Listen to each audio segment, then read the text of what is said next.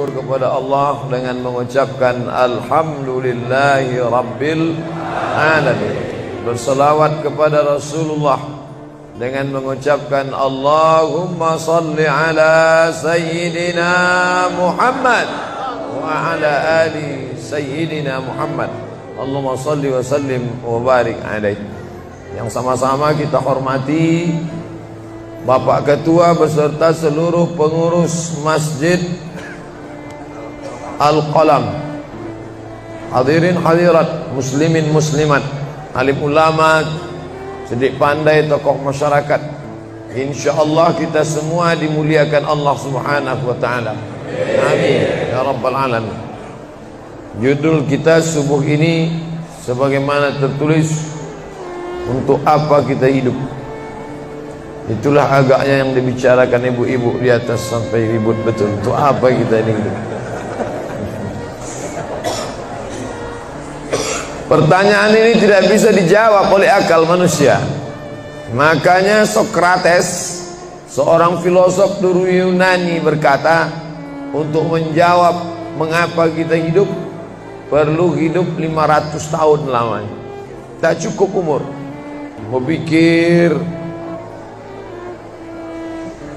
untuk apa kita hidup, sampai akhirnya karena tidak sanggup akal itu menjawab, maka diutuslah Nabi Muhammad sallallahu alaihi wasallam. Mata saya hanya bisa melihat apa yang ada dalam masjid ini saja. Saya tak tahu berapa banyak jamaah di luar. Maka karena mata ini terbatas, saya ini manusia yang lemah. Telinga juga hanya bisa mendengar apa yang dibicarakan sekeliling dan atas saja. Apa yang dibicarakan orang di luar sana saya tak tahu. Maka saya manusia yang lemah. Akal juga begitu, tidak bisa menangkap saya ini habis mati nanti mau kemana. Maka saya manusia lemah. Allah Maha tahu, maka dia kirimlah salah satu makhluknya ingin menjelaskan kau untuk apa, sedang di mana dan akan kemana. Dan makhluk itu bernama Nabi Muhammad sallallahu alaihi wasallam. Untuk apa hidup? Langsung dijawab, wa ma khalaqtul jinna wal insa illa liya'budun. Tidak ada makhluk yang kuciptakan, baik jin maupun manusia, kecuali untuk beribadah. Cara beribadahnya bagaimana? Langsung dijawab, wa ma arsalnaka illa rahmatan lil alamin. Bagaimana cara perbuatannya? Langsung dijawab, laqad kana lakum fi rasulillahi uswatun hasanah. Maka Al-Quran itu menjawab pertanyaan-pertanyaan. Yas'alunaka 'anil mahid, mereka bertanya kepadamu tentang perempuan haid. Qul huwa adza, katakan itu kotor, tidak baik. Yas'alunaka 'anil yatama, mereka bertanya kepadamu tentang anak yatim. Yas'alunaka 'anil khamri wal maisir, mereka bertanya kepadamu tentang khamar dan judi. Yas'alunaka madza yunfiqun, mereka bertanya kepadamu apa yang mesti mereka sedekahkan. Yas'alunaka 'anil ruh, mereka bertanya kepadamu tentang ruh. Qulir ruhu min amri rabbi, katakan ruh urusan Allah Subhanahu wa ta'ala. Wa ma utitum minal ilmi illa qalila, tidaklah kamu diberi pengetahuan tentang itu melainkan hanya sedikit saja. Jadi Al-Quran menjawab berbagai pertanyaan yang tak dapat dijawab oleh survei, tak dapat dijawab oleh lembaga penelitian riset. Dia menjawab apa yang tak bisa dijawab akal manusia. Pepatah Melayu berkata, kalau galah panjang sejengkal, jangan laut hendak diduga. Galah artinya bambu. Orang kalau naik rakit bambu mesti ditanamkan ke dalam sungai. Kalau panjangnya cuma sejengkal, jangan laut hendak diduga. Itulah orang yang terlalu memaksakan akalnya, akhirnya ngomong sendiri dan senyum sendiri.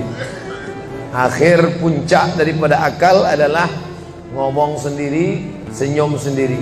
Angkot lewat pun dia senyum. Na'udzubillah. Oleh sebab itu kita yang sangat rendah, hina ini mengaku lemah. Aku berserah kepada Engkau ya Allah. Berserah itu bahasa Arabnya istislam. Makanya kita ini tadi mengaku di hadapan Allah hanifan musliman. Aku condong kepada kebenaran, musliman, dan aku hanya berserah diri kepada Engkau ya Allah ya Rabbal Alamin. Makanya apa kata Allah kita ikut. Padahal ini akhir pekan, weekend, maunya santai, tapi kita ikut apa kata Allah Subhanahu wa taala. Bangun subuh ikut. Padahal ini mestinya santai di rumah, tidur-tiduran, membalaskan sakit hati hari Senin, hari Selasa, hari Rabu, hari Kamis, hari Jumat. Ini hari Sabtu, tapi justru hari Sabtu bersusah payah, berdingin-dingin di luar. Bahkan kabarnya jam 3 sudah ada yang datang ke masjid ini. Bahkan ada yang mabit di samping danau. Bayangkan itu. Orang mabit di Musdalifah, yang mabit di samping danau. Oleh sebab itu maka ini apa yang membuat makhluk ini bisa begini? Itu semua adalah orang-orang yang mengerti untuk apa kita hidup. Karena hidup adalah untuk beribadah. Bangun tadi dari tidur langsung beribadah. Buka mata, ibadah pertama adalah zikir. Alhamdulillahillazi ahyana ba'dama amatana wa ilaihin nusyur. Masuk kamar mandi, tempat najis, kotor, bau, kotoran, tempat setan, tapi tetap menjadi ibadah. Dalam WC-nya pun ibadah. Dia masuk lagi ke kiri, dia katakan Allahumma inni a'udzubika minal khubusi wal khaba'is. Keluar dari kamar mandi itu ibadah juga. Dia langkah kaki kanan, dia katakan ghufranaka, ghufranaka, maafkan aku ya Allah. Mengapa dia minta maaf keluar dari WC? Karena selama di WC dia tidak menyebut Allah. Lidah yang diciptakan untuk beribadah, selama di dalam tidak beribadah, maka ibadah di dalam WC hanya hatinya saja berzikir. Tak boleh menyambut seruan azan.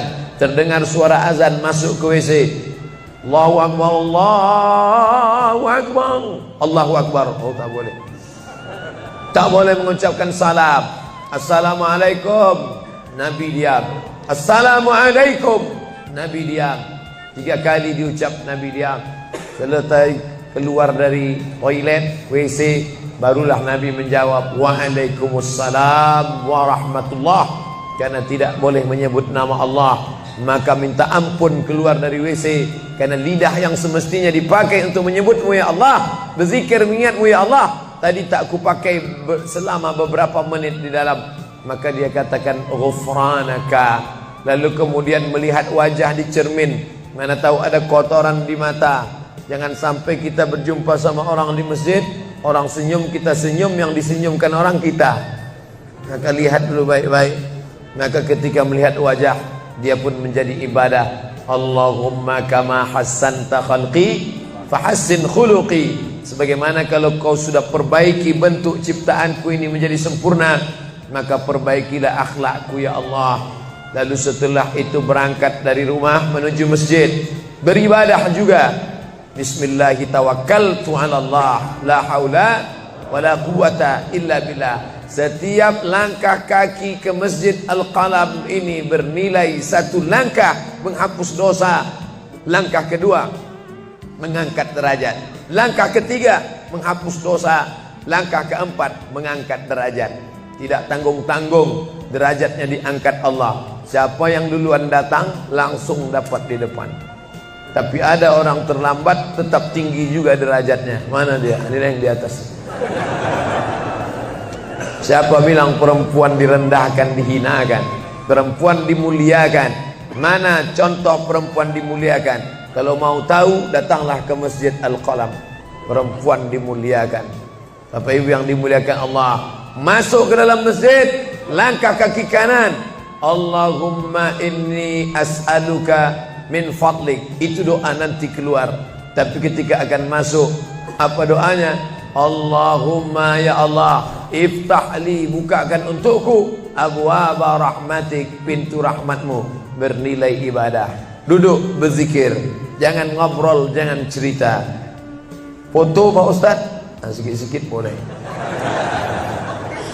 Lalu kemudian selama itu tertulis tadi di atas, Itulah hebatnya masuk ke Masjid Al-Qalam, tidak hanya mendengar ceramah, dapat pengajian. Ketika saya masuk tadi, dengar suara azan, ada tulisan hadis riwayat Al-Bukhari. Siapa yang mendengar seruan azan lalu menyambut seperti bunyi yang diucapkan muazzin, kecuali pada hayya 'alas shalah, hayya 'alal falah, dia baca la haula wala quwata illa billah, ditutup dengan doa wasilah. Allahumma rabb hadhihi ad-da'wati tammah was-salatil qa'imah, dimintakan untuk Nabi Muhammad, ati sayyidina Muhammadanil wasilah wal fadilah wasyarafa wad darajatal aliyatar rafi'ah. Yang kelima, wa ba'athallahumma maqaman mahmuda alladzi wa'adtah innaka la tukhliful mi'ad.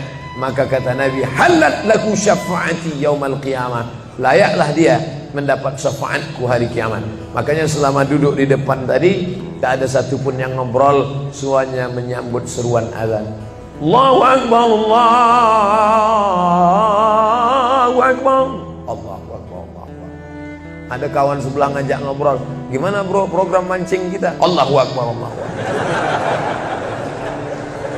Nah, cerita tak tentu arah. Ini kita sedang beribadah kepada Allah Subhanahu wa ta'ala. Lalu kemudian selesai azan, salat sunat yang balasan pahalanya khairum minad dunya wa ma fiha, lebih baik daripada dunia dan seisinya. Apa itu? Qabliyah subuh. Sampai-sampai andai terlambat qabliyah subuh, tetap boleh dilaksanakan setelah subuh. Habis salat subuh barulah dilaksanakan qabliyah subuh. Tapi kalau sudah sama-sama ngaji, tapi kalau nanti pulang kampung, justru sekarang orang di kota ngaji, di kampung tidak ngaji. Zaman dulu di kampung ngaji, di kota tidak ngaji. Sekarang dunia sudah mau kiamat. Di kampung orang ngaji, di kampung orang tidak ngaji. Kenapa? Parabola masuk desa. Oleh sebab itu, maka kalau di kampung itu tidak ada pengajian, mereka tidak tahu bahwa qabliyah subuh diganti setelah subuh. Nanti pas mau bulan puasa pulang kampung, jangan qabliyah subuh setelah subuh. Karena nanti begitu mereka lihat, loh apa tuh? Sejak tinggal di Bekasi ikut aliran sesat. Dan dia tidak tahu bahwa sholat qabliyah subuh itu jangan sampai tinggal. Andai tertinggal, tetap dilaksanakan setelah sholat subuh. Ayatnya diatur. Ayat pertama, qul ya ayyuhal kafirun. Ayat yang kedua, qul huwallahu ahad, Allahu samad, lam yalid wa lam yulad wa lam yakul lahu kufuwan ahad. Andai masuk ke dalam masjid, kebetulan jamnya langsung nampak kelihatan, iqamat tinggal 2 menit lagi, iqamat 2 menit. Tak mungkin sholat 4 rakaat. Pilihannya tahiyatul masjid atau qabliyah, qabliyah atau tahiyatul masjid. Kalau melaksanakan tahiyatul masjid tidak dapat qabliyah. Tapi kalau melaksanakan qabliyah, automatically dapat tahiyatul masjid. Oleh sebab itu, andai terlambat, waktu tinggal 2 menit, maka laksanakanlah qabliyah subuh. Tapi jangan gara-gara ini terlambat terus. Yang paling afdal cepat datang. Apa kata jamaah? Yang lambat kan ustaz, kami cepat datang. Bapak-ibu yang dimuliakan Allah Subhanahu wa ta'ala, selesai itu salat subuh.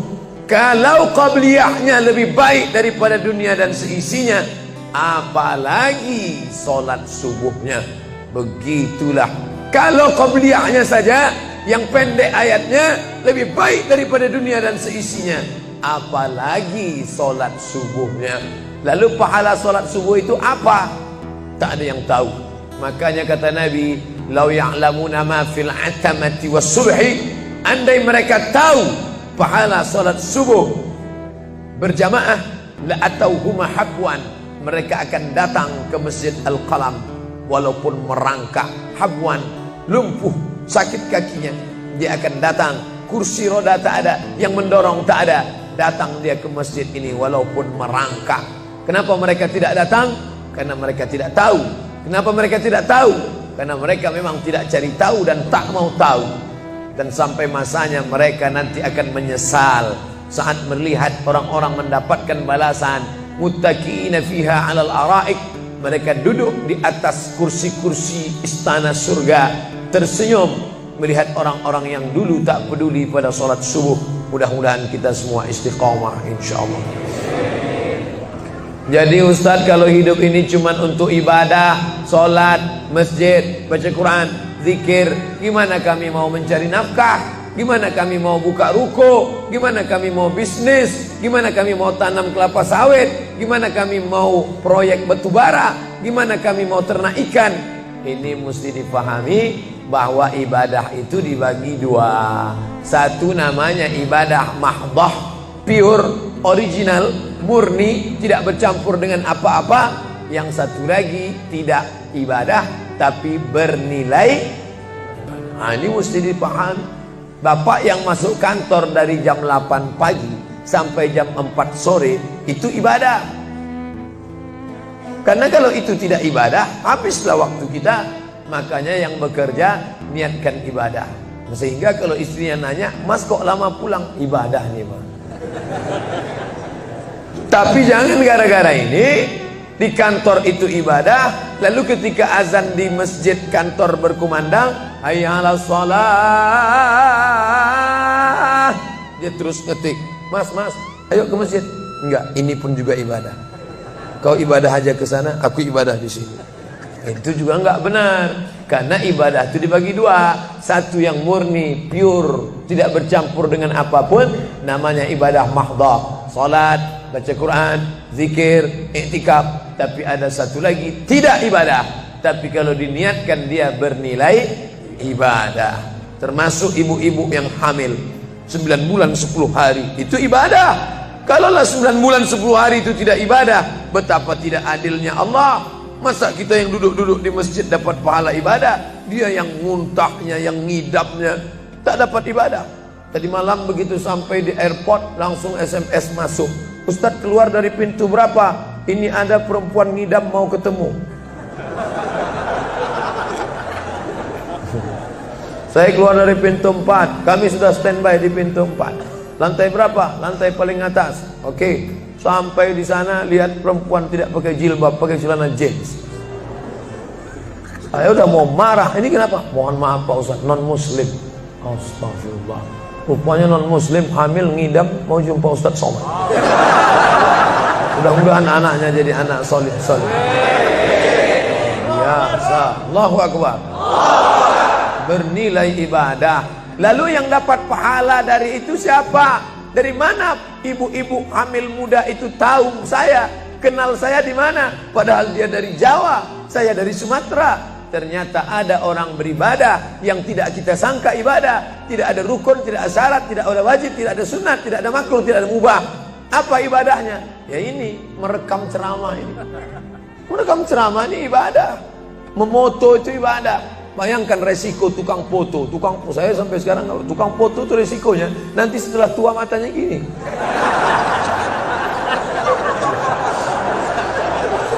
Tapi kalau mereka niatkan ikhlas untuk ibadah, maka insya Allah sehat walafiat. Ini sampai sekarang yang banyak moto-moto ustadz itu mana ada matanya tetap aja sehat. Kenapa? Karena diniatkannya untuk ibadah. Hidup ini kalau berniat ibadah tidak ada capeknya, tidak ada lelahnya. Kenapa? Karena mengharapkan balasan dari Allah. Ilahi anta maksudi wa ridhaka matlubi. Yang kumaksud hanya Engkau ya Allah, dan ridhamu lah yang kucari. Suatu ketika saya sampai di sebuah kabupaten kota, saya tanya ke Pak Bupati, "Pak, ya, kenapa Bapak buat pengajian untuk PNS hari Kamis pagi? Pagi Kamis buat pengajian tabligh akbar. Apa manfaatnya menurut Bapak sebagai pimpinan daerah?" Ternyata Ustadz Somad, kami sudah coba formula macam-macam untuk PNS ini. Pertama kami undang motivator dari Jakarta. Akhirnya di gedung hotel dengan biaya mahal. Lalu kemudian dengan infocus, suara menggelegar. Semangat, semangat, semangat. Keluar dari situ lesu. Motivatornya pulang, pegawai letoy. Akhirnya kami buat undang tentara dengan bapak polisi, baris per baris, siap, siap. Pak polisi pulang, nggak siap lagi. Ternyata yang disentuh paling mantap bukan fisiknya, bukan matanya, bukan pakai infocus, bukan pakai suara menggelegar, tapi yang disentuh adalah hati. Dan satu yang bisa menyentuh hati itu adalah agama. Itulah makanya ibu bapak coba nanti kalau mau buat praktek, buat satu kotak, buat satu lagi kotak, ada 2 kotak. Kotak ini buat voucher namanya sumbangan. Kotak ini buat juga voucher tulisannya sodakoh. Lihat mana yang paling banyak diambil umat Islam, sumbangan apa sodakoh? Sodakoh, padahal nilainya sama. Sumbangan 100.000, sodakoh 100.000. Bapak ibu silakan ambil untuk anak yatim fakir miskin kita. Pasti voucher yang paling banyak diambil adalah sodakoh. Kenapa? Karena mereka menganggap sumbangan tak ada pahalanya, karena bukan bahasa Arab. Apa dia? Sumbangan. Enggak ada dalam Quran. Ya ayyuhalladzina amanu, sumbangan. Yang ada adalah sedekah. Innamas shadaqatu lil fuqara wal masakin wal 'amilina 'alaiha wal mu'allafati qulubuhum wa fir riqab wal gharimin wa fi sabilillah wa ibnis sabil. Itulah mengapa yang disentuh itu bukan nalar otaknya, tapi yang disentuh itu adalah hatinya. Ala fil jasadi mudghah. Ketahuilah dalam jasad itu ada segumpal. Idza salahat salahal jasadu kulluh. Kalau yang segumpal itu baik, maka yang lain ikut menjadi baik. Wa idza fasadat fasadal jasadu kulluh. Kalau yang segumpal itu rusak, jahat, kotor, hitam, gelap, maka yang lain ikut menjadi rusak. Ala wahyal qalb, hati. Jagalah hati. Itu yang selalu dipesankan Ustadz kita Agib, jagalah hati. Jangan kau terserah. Bapak Ibu yang dimuliakan Allah, salah satu yang merusak manusia sekuler, membagi 2. Di masjid ibadah, di kantor tidak ibadah, fatal. Di masjid dianggap ibadah. Jangan heran kalau ada orang di masjid khusyuk, takut nengok ke atas, melihat hanya tempat sujud saja. Allahu Akbar, tidak mau lihat ke atas. Kenapa? Dia khusyuk. Tapi di kantor dia lebih setan daripada setan. Kenapa? Berasal dari pemahaman yang salah. Karena dia sudah bagi 2. Di masjid ibadah, di kantor tidak ibadah. Bahkan yang lebih fatal, yang kotor-kotor di kantor bisa dibersihkan di masjid. Kotor. Akhirnya untuk membersihkannya pergi dia ke masjid. Laundry yang paling besar Masjidil Haram. Sampai di sana nangis di pintu Ka'bah. Ya Allah, dah selesai bersih. Enak aja. Bukan begitu ajaran Islam. Labbaik Allahumma labbaik, labbaik Allahumma labbaik. Apa kata malaikat? La labbaik wala sa'daik. Kau tidak dapat panggilan, kau tak dapat kebahagiaan, kau tak dapat haji mabrur, kau tak dapat surga. Zaduka haram, karena kau berangkat dengan uang haram. Oleh sebab itu pemahaman Islam mesti utuh. Semua adalah ibadah. Kalaulah gerak tidak ibadah, betapa menyakitkannya bapak-bapak polisi di jalan raya kena panas terik, padahal dia tidak ada penutup kepala di atas, berkeringat berpeluh. Mereka tetap merasakan itu sebagai ibadah. Tentara yang membela negara, angkatan laut di perbatasan sana, datang kapal-kapal perompak dari Thailand ingin mengambil ikan kita, tenggelamkan. Itu kalau tidak nilai ibadah, dia takut. Jangan-jangan sebelum kita tenggelamkan, kita duluan ditembaknya tenggelam. Maka itu mesti ada nilai ibadah di dalamnya. Itulah yang membangkitkan semangat jihad. Jamaah bertanya, Ustadz kemarin dari Jambi, terus kemudian terbang ke Miri, besok baru pulang ke Pekanbaru. Apa Ustadz? Saya lihat Ustadz dari tadi mengantuk saja. Iyalah, sampai tadi malam ke hotel jam 12, baru tidur jam 1 karena ada yang mau ditulis. Jam 3.30 sudah bangun ceramah. Tapi begitu berjumpa dengan jamaah orang ramai, bangkit semangat. Habis ceramah ini tanya jawab, semangat lagi. Habis itu baru les. Dan tidurnya itu pun ibadah. Bayangkan tidurnya itu ibadah. Itulah mengapa banyak orang pengajian sambil oh, ustadz menyindir ya? Tidak. Saya termasuk ustadz yang tidak pandai menyindir. Saya termasuk ustadz kalau dipesan request untuk menyindir, saya tidak pandai. Kenapa? Karena saya pernah menyindir orang. Ustadz, tolong ustadz sindirkan. Ini ada jamaah yang sudah sedekah tapi mengambil uangnya kembali.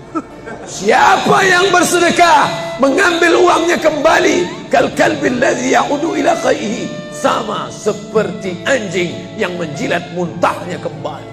Selesai pengajian, mohon maaf Pak Ustaz, yang disindir nggak datang. Oleh sebab itu tak ada gunanya sindir menyindir. Kalau mau to the point, mana orangnya face to face, langsung saja tembak 12 pas, gol. Bapak Ibu yang dimuliakan Allah, maka mesti dipahami dengan benar. Di Masjidil Haram ibadah, di rumah pun kau ibadah. Istri yang dari mulai pagi memasakkan suami, dibantu oleh pembantu membuatkan minuman, membesarkan anak, menyusukan anak 2 tahun lamanya, melahirkan, meregang nyawa ibu melahirkan anak, ibadah. Makanya kalau dia meninggal dunia saat melahirkan, matinya mati syahid. Saking senangnya suaminya mendapatkan seorang istri yang syahid, tak menangis dia. Begitu tegarnya bapak, tidak meneteskan air mata. Tidak Pak Ustaz, aku melepas seorang syahid, 3 syahid lagi siap menanti. Peace, damai. Biasanya ibu-ibu kalau bawa cerita ini, kalau gini pulang aja lah kita ya. Nah, bercanda. Serius sekali. Nah, tapi yang saya katakan tadi itu semuanya ibadah badan. Melangkah dari rumah, ibadah badan. Membukakan mata, ibadah badan. Mendengar ceramah, ibadah badan. Membaca Quran, ibadah badan. Berzikir, likulli sulama minkum sadaqah. Setiap tulang-tulang sendi ada sedekahnya. Subhanallah, subhanallah, subhanallah, subhanallah, subhanallah, subhanallah. Itu ibadah badan. Tapi ada bukan ibadah badan. Apa dia? Itulah yang 7 macam. Zakat, wakaf, infak, sedekah, wasiat, hibah, ghanimah. Nah, itu ibadah harta. Mana yang lebih banyak? Ibadah harta apa ibadah badan? Ibadah badan. Kalau ibadah harta tak banyak. Zakat, wakaf, infak, sedekah, wasiat, hibah, ghanimah, rampasan perang. Tapi kalau ibadah badan, setiap gerak adalah ibadah. Makanya kita mesti bergerak. Di kulli harakah barakah. Setiap ada gerak pasti ada berkah. Makanya tak boleh tidak bergerak. Air sumur kalau tidak ditimba, air itu akan busuk, butek, warnanya pun tidak ada seperti minyak di atas. Mata air mesti terus berganti. Darah harus tetap mengalir, jantung harus tetap berdetak. Makanya jangan pernah kosong dari aktivitas. Fa idza farata fansab. Selesai dari satu ibadah, pindah ibadah lain. Selesai ibadah tegak, pindah ibadah ruku. Habis ibadah ruku, pindah ibadah tegak. Habis ibadah tegak, pindah ibadah sujud. Habis ibadah sujud, pindah antara 2 sujud. Selesai sudah salat, lalu kemudian puasa. Selesai puasa, lalu kemudian berzakat. Selesai zakat, lalu kemudian mengitari Ka'bah. Subhanallah walhamdulillah wa la ilaha illallah wallahu akbar. Selesai itu melontar jumrah. Selesai itu menggunting rambut. Selesai itu berzikir. Tidak pernah kosong. Sampai kapan? Sampai malaikat maut mencabut nyawa dan ucapan terakhir yang keluar dari mulut adalah la ilaha illallah. Itulah jawaban tentang pertanyaan untuk apa kita hidup di dunia.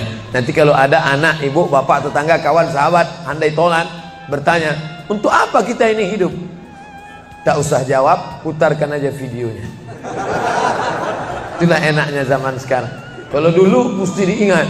Saya dulu pulang sholat Jumat, mak saya manggil, sini ya mak, ceritakan apa isi khutbah khotib tadi di masjid. Gini. Itulah awal saya ceramah. Jadi saya paham mengapa saya menjadi ceramah sekarang. Dan saya tidak pernah merasa menceramahi bapak ibu. Saya tidak pernah merasa mengguru-gurui. Saya hanya seperti seorang anak sedang bercerita pada ibunya saja.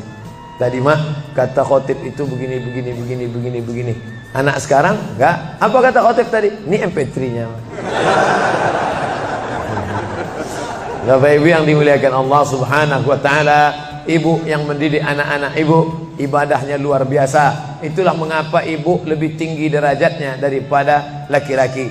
Ilzam rijlaiha, kau urus tapak kakinya, fatammal jannah, kau dapati surga di sana. Di bawah tapak kakinya surga, al jannatu surga, tahta di bawah aqdam kaki al ummahat, ibu-ibu. Kenapa begitu? Karena ibadah dia yang luar biasa, tidak bisa dilakukan oleh laki-laki. Salat kita bisa, puasa kita bisa, tawaf kita bisa, sa'i kita bisa, melontar jumrah kita bisa, tahallul kita bisa. Tapi ada yang kita tak bisa. Apa dia? Mengandung kita tak bisa. Siapa yang mau coba mengandung, keluar dari sini, ambil bola voli, ikat di perut. Melahirkan kita tak bisa. Siapa ingin coba melahirkan, keluar dari sini, telanlah jeruk bulat-bulat. Habis itu keluarkan bulat-bulat. Menyusukan kita tak bisa, dan itu ibadah. Tapi bukan ibadah mahdhah. Dia tidak selevel dengan salat, zakat, puasa, haji. Tapi ibadah ini berkualitas. Ibadah badan sudah, ibadah harta sudah. Ada ibadah yang terakhir, yang ketiga. Kalau ibadah badan berkeringat, lelah, capek. Ibadah harta, duit habis. Tapi ada ibadah satu lagi, tak nampak di mata. Apa dia? Ibadah hati. Itulah dia ikhlas. Orang yang ikhlas tak tampak.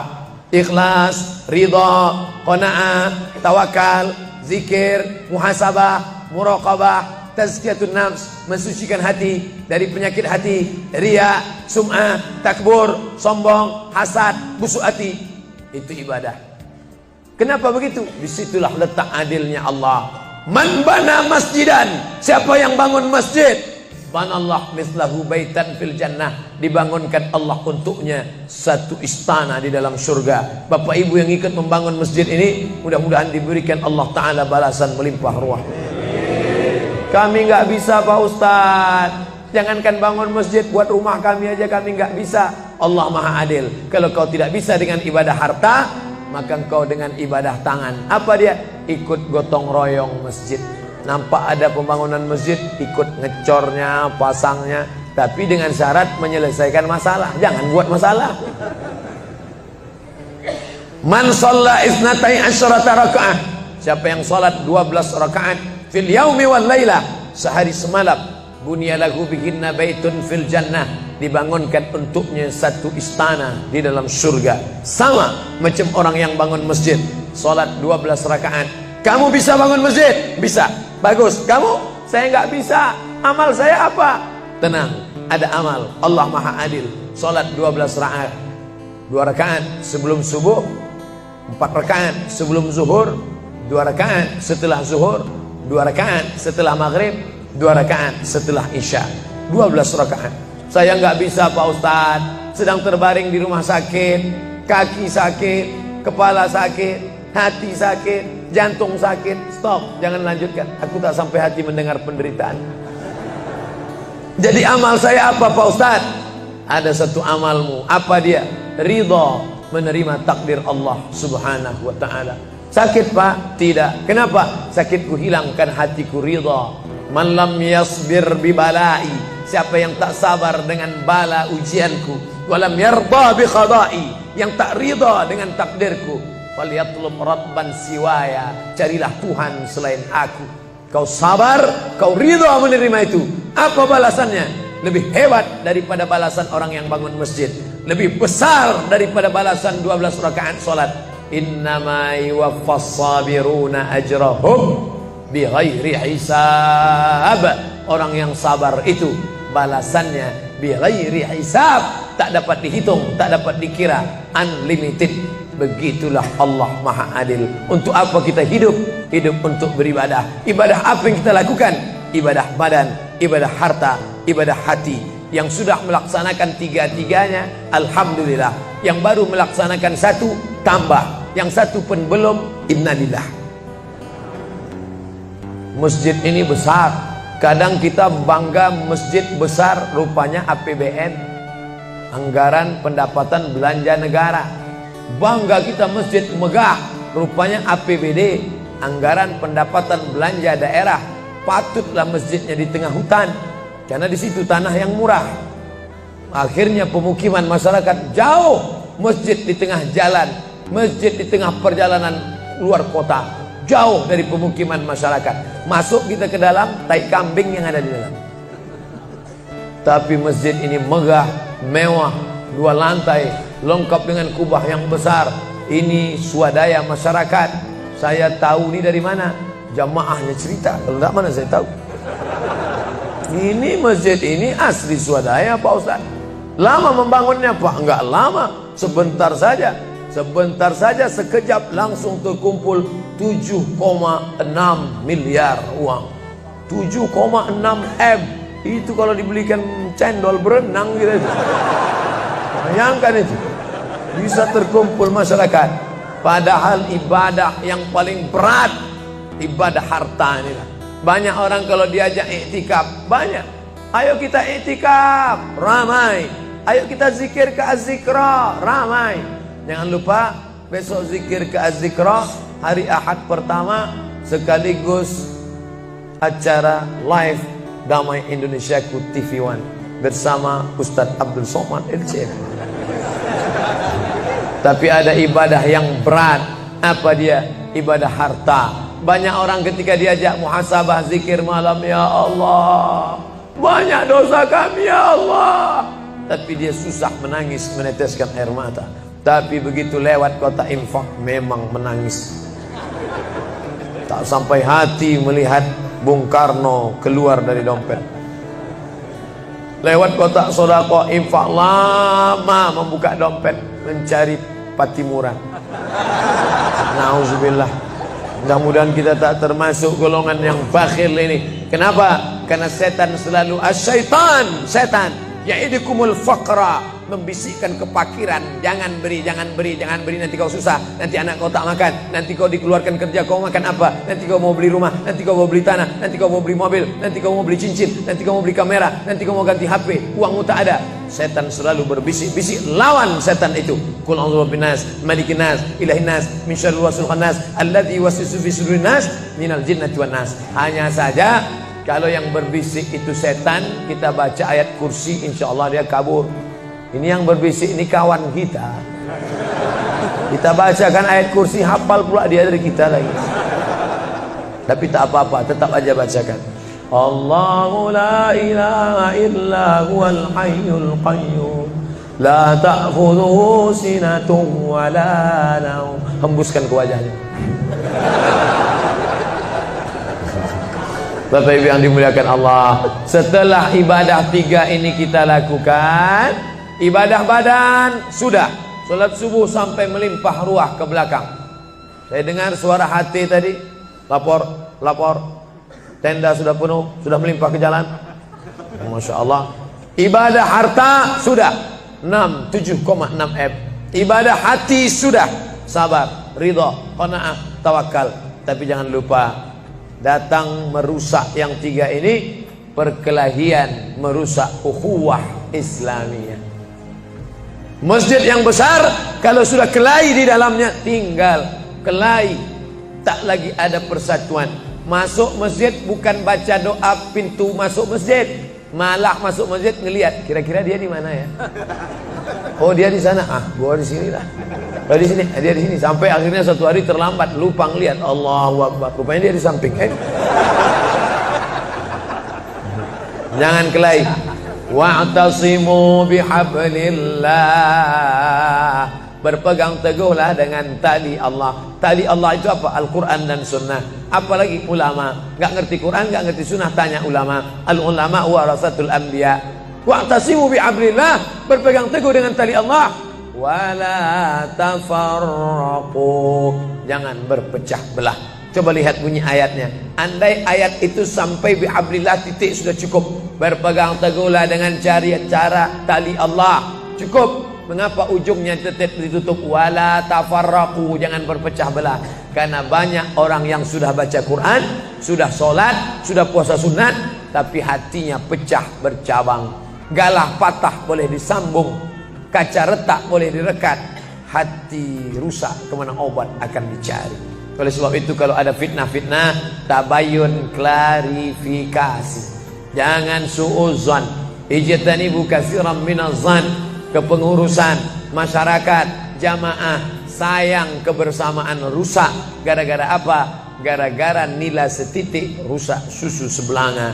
Gara-gara api di dalam sekam, ada kulit padi bertimbun, di dalamnya itu ada setitik api, tiba-tiba api menyala, akhirnya semua menjadi abu, dan abu dihembus angin, tak berkesan sama sekali. Hilang 3 ibadah. Ibadah badan hilang, ibadah harta hilang, ibadah hati hilang. Gara-gara apa? Berkelahi. Ingat, setan tak pernah berhenti. Inna syaitan, setan ya isa'an ya'budahul musallun. Setan kalau sudah melihat orang sholat, dia tidak lagi goda mereka untuk menyembah, sembahlah aku, sembahlah aku, sembahlah aku, sembahlah aku. Tidak. Tapi apa yang dia lakukan? Walakin fit tahrish, menanamkan permusuhan ke dalam hati orang yang sholat. Maka jaga ini. Jangan kita bertengkar gara-gara masalah khilafiyah. Saya kalau jadi imam di masjid dekat rumah saya jadi imam, saya baca kunut.